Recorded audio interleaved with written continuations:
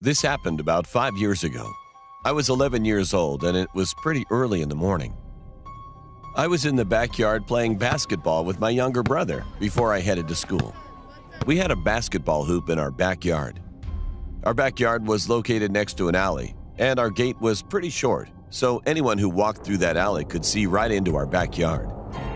After playing for a bit, we noticed that two strange men in the alley were checking out our neighbor's backyard.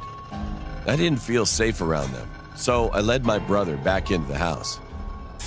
We were going to ignore them, but after eyeing them a little longer, my suspicion about them turned out to be right. Watching them from the window, I saw one of them hop right over our tiny gate and was now in our backyard. Then we rushed to go tell our mom. My mom went straight outside to see two strangers standing in our backyard. She yelled at them angrily and told them to go away. She called 911. But they ignored her and didn't leave. One of the men just stared at us. All of a sudden, he went into the shed we had in the backyard and pulled out a lawnmower that was inside.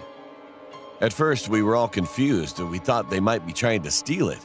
Then my sister started to record the incident, thinking it might scare them, make them run away. But it didn't work. My mom called 911, and the men weren't saying anything to us. But one of them seemed to have changed his mind and was trying to convince the other man that they should just leave. Then the man who pulled the lawnmower out of the shed turned the lawnmower on. We were totally confused at that moment.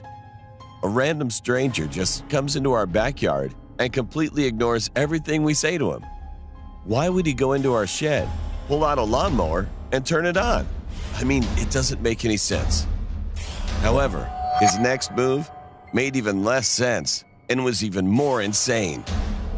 He flipped the lawnmower upside down and just stood there looking at it. A few seconds later, our confusion soon turned to horror after watching what happened next.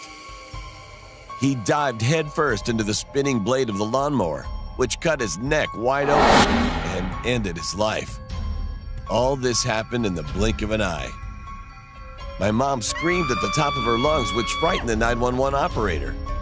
I couldn't believe what I just saw. I was only 11 years old at the time, but it must have been even harder for my younger siblings to watch that happen. A few minutes later, the ambulance and the cops arrived at the backyard.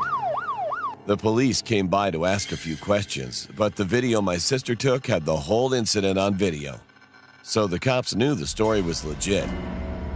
I couldn't help but feel bad for the other man that was with him. When the incident happened, he screamed too, started crying and begged us to call for help, but it was already too late. I didn't go to school that day because I was in shock. After that, I couldn't sleep at all. I had nightmares for a while.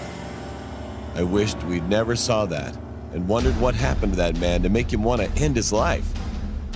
I also couldn't stop thinking about our lawnmower. It was old and worn out. You needed to pull the cord multiple times, and with some luck, it might turn on. But he pulled that thing once and it started right up. Everything was odd that day.